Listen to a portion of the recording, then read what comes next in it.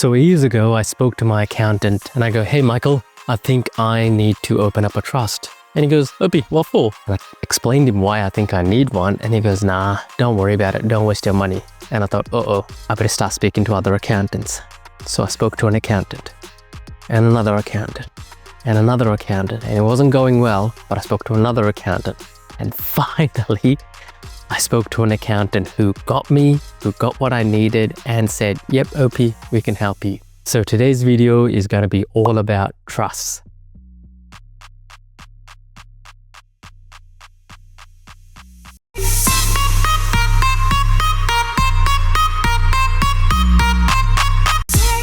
Hey, my name is Opie. I talk about health, wealth, and happiness.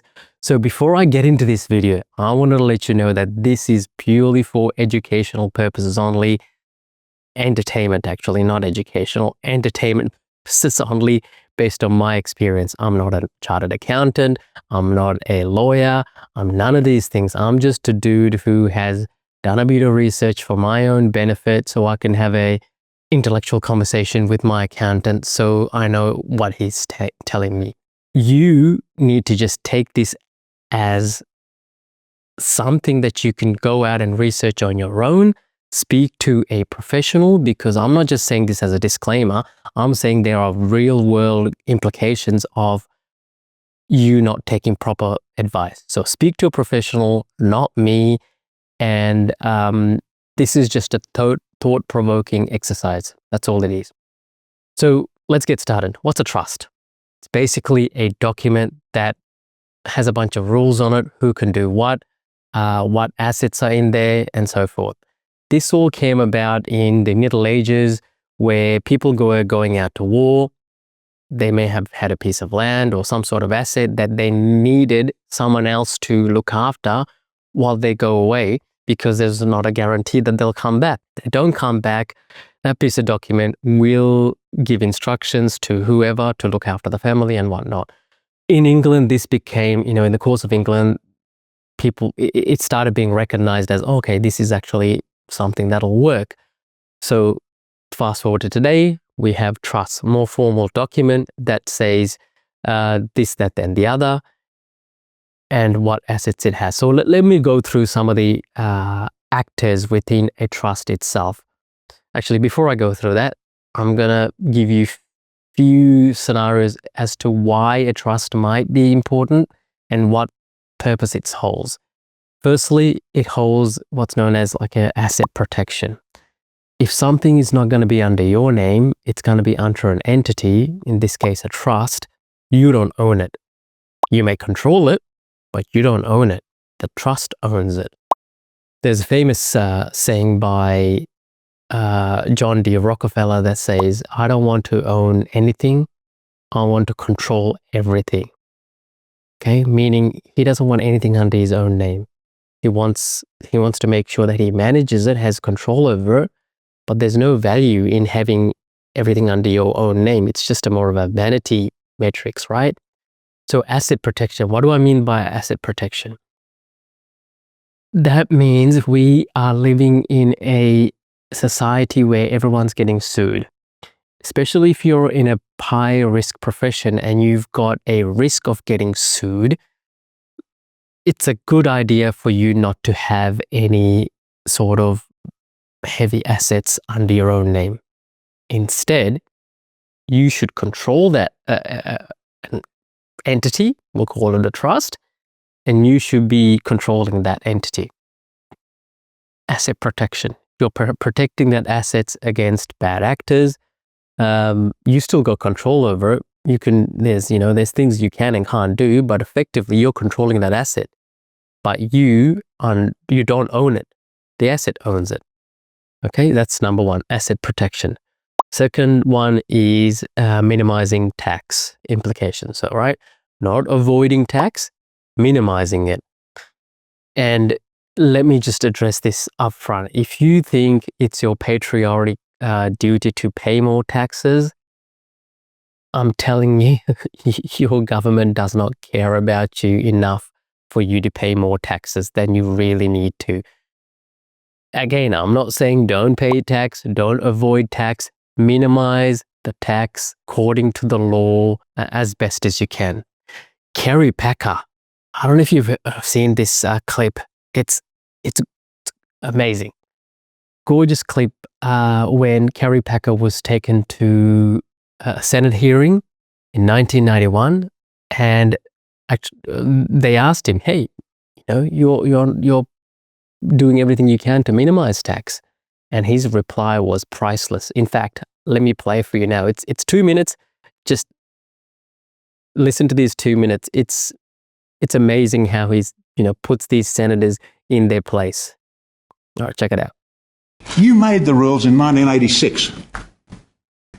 I didn't try to sneak around the back door or sneak underneath this.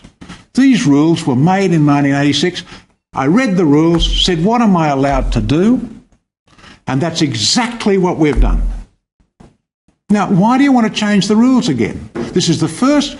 What's happened with this operation going on now is exactly what those rules were put in place for. It's the first time it's been used. It's exactly what they were put in place for.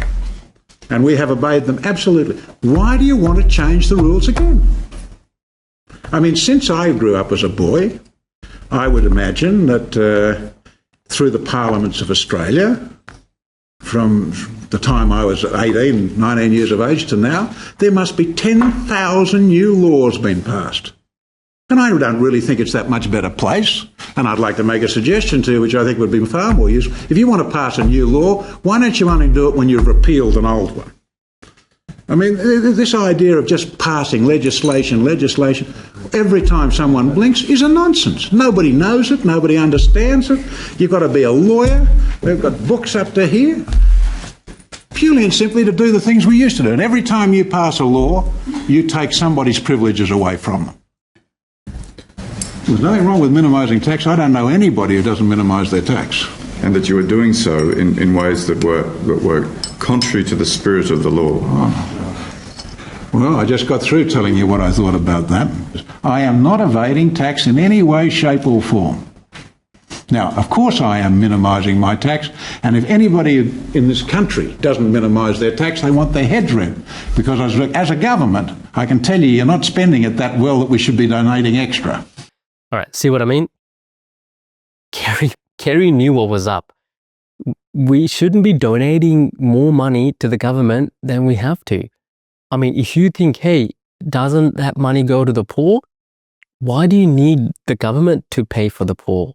If you want to give some money to the poor, give money to the poor. The government aren't spending the money that wisely. It's spent on wars and a whole lot of other stuff that are not really wise. It's never been the case. Milton Friedman said it best, right? He said, if the federal government was in charge of the Sahara Desert, within 5 years, there'll be a sand shortage. Meaning the government can't manage anything effectively anyway. So why should you be donating more money than you legally need to?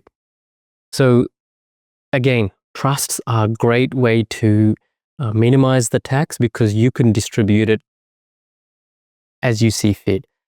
There's other advantages like privacy protection as well, because it's not out in the public domain on who owns what. So you get a bit of privacy that way, and you get control as well. As if you're the trustee, you can get control over how the assets are managed. 4 real main benefits of having a trust. So let's get into some of the key actors of what's involved in a trust, okay? So I'm going to jot down some items. So firstly, you get the settlor. Okay, settlor is the person who sets up the trust. So if you go to an accounting firm and you go, hey, I want to set up a trust, they'll obviously do a consultation with you. They'll often pass those details over to a law firm. The law firm will set up a trust based on the parameters that you set up. And the person within that who sets it up is called the settlor. Minimal role in the sense that all they're doing is basically executing your wishes to set up the trust. So this is the person who sets up the trust. Trustee is person who is responsible for distributing the income or the benefits of the trust. So, for example, if the trust makes X amount of money, that trustee can say where that money goes through to. Okay, that's the trustee. Important role. And then you got the appointor.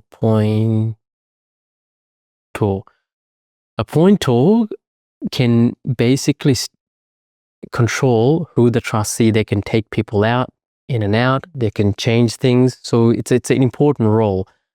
Generally, this person is not the same because of conflict of interest between the trustee and the appointor, but this person is an important role. Then you got the beneficiaries, okay? Beneficiaries. Beneficiaries are the people who get the benefits of the trust. So, if you're the father and mother, your beneficiaries might be your kids. It could be a charity. It could be anything you want, basically. Okay, and I'll go down to different types of trusts. So we'll discuss that. I think that's it. There might be a few other things, but these are the main people, right? So, what other different types of trusts out there? The most common forms of trusts there's one called a discretionary trust. Discretionary trust means that the trustee, at his or her discretion, can distribute the funds of the trust to anyone they want within that law. So, for example, I'm in Australia. Within Australia, you can do that. I don't know if it can be done internationally. Again, speak to a accountant or a lawyer. Family trust, very similar to a discretionary trust, but you upfront tell the trust who the beneficiaries are. So if you're a mom, dad, and you want to put your parents in this, or the grandparents as well as the children, that becomes a family trust. Okay, but so you upfront stipulate who the beneficiaries are, hence a family trust. Then you have a unit trust. Unit trusts are generally set up for people that you don't know really well, like family members. I mean, they can be family members, but it's basically you're setting up units. So, for example, if you partner up with someone to do a development, you go, hey, there's 10 units here. I'm going to have units as in not housing units, but units of the trust. I'm not explaining this very well, but I'll try my best. So if you're dealing with one partner, you go, hey, 5 of these units are yours, 5 of these are mine. If you have one party that has come in as a minority person, as in a minority partner in this, and they only put in 20%, you might go, hey, you can have 2 units of these. I'm going to have 4, and the other major partner has got 4, right? So we started with 10. The minor partner has got 2 units. And that way it's distributed, right? So for example, at the end of all of this, you end up making $100,000 profit. How much does this person get? 40 grand. This major partner gets 40 grand, and the other person gets 20 grand, $20,000. Obviously, I'm not taking into account any expenses and all of that stuff, just for the simple. So that's basically a unit trust. Then there's another one called a testamentary trust, which basically executes when you die. So if I set one up, as soon as I pass away, it executes on who should get what, when, and all of that stuff. There's others known as a hybrid trust. Hybrid meaning you can sort of combine a few of these trusts together to get benefits of all of them. There's other trusts like charitable trusts, blind trusts. Again, if all of these ones, I wouldn't be able to explain to you, so speak to a professional. The main ones are unit trust, discretionary trust, hybrid trust, and family trusts, okay?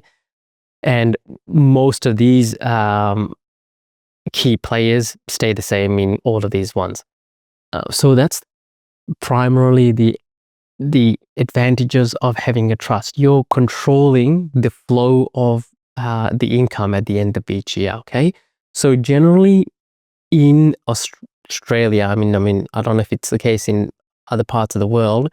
You can't, at the end of the financial year, the trust can't hold any sort of funds. It has to be distributed to the beneficiaries. Okay, that's just how it works. In terms of negatives, let's talk about the negatives. Negatives of a trust are a trust itself can't borrow any money. If you wanted to buy a house and you wanted to put that house into the trust isn't earning an income per se, so you actually have to try and find a way to borrow that money on behalf of the trust. It could be you could put yourself as a guarantor and borrow money that way, or you could, if it's a commercial real estate, you can get a lease stock loan. Therefore, it's based on the lease, not the trust itself. What are some other advantages? The other advantages, actually, I just want to touch on something. So remember when I said a trustee is the person who is on top of the trust, who is, ultimately accountable for the distribution. It's a good idea for this person to not to be a person. Instead, if it could be a Pty Ltd company, that's the best way to do it. So you basically have not a personal trustee, but a corporate trustee.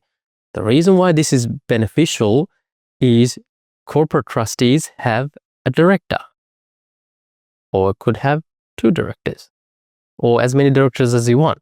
Say if I was the director, okay, years go down the track and I go, okay, I'm an old man now, I'm 100 years old, I better start playing golf and enjoying my life. I could step down and put my son or daughter as the director, and they would all automatically control this trust because now they're the director of this company, who is the trustee of this trust. Does that make sense? In terms of inheritance tax, you're going to have to speak to, it depends on where you live. Generally in Australia, there's no inheritance tax per se, but if we end up selling these assets, my son or daughter would have to pay the capital gains of these assets. So for example, if there's a house here and I step down when this was, $1 million, 20 years down the track, it's worth $2 million. Its capital gain has been $1 million. They would have to pay tax on that $1 million. Does that make sense? That's the capital gains tax. But in terms of inheritance tax in Australia, supposedly there isn't. I might be wrong. If I am, let me know in the comments. I'm just trying to think of other negatives. Again, you can't borrow money in a tax, in a trust. All income has to be distributed at the end of the financial year to its beneficiaries. Yeah, what's another thing I wanted to let you know? I'm just trying to think if I've missed anything. Another thing I need to sort of let you know is that you might be thinking, what's the point of you explaining this? I thought your content was going to be evergreen. That's true. And I'm trying to get you to sort of understand this concept of a trust. Will these trusts and structures disappear anytime soon? If I was to make a prediction, no. The reason being, the politicians that are on TV that are talking to you like you're a 5-year-old are using these trusts for asset protection and tax minimization. They're not going to get rid of them anytime soon. I mean, I can give you some examples from history, but I'm not going to because it's going to be controversial. But it's not going to happen because it's often they are using these structures to protect their own assets. Though it's highly unlikely that they're going to go, hey, trusts no more. Everything has to be under personal name.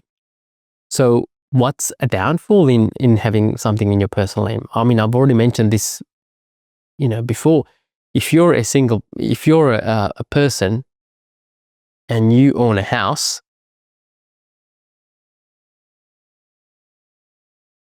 a bad actor can go, hey, let's see what Opie's got.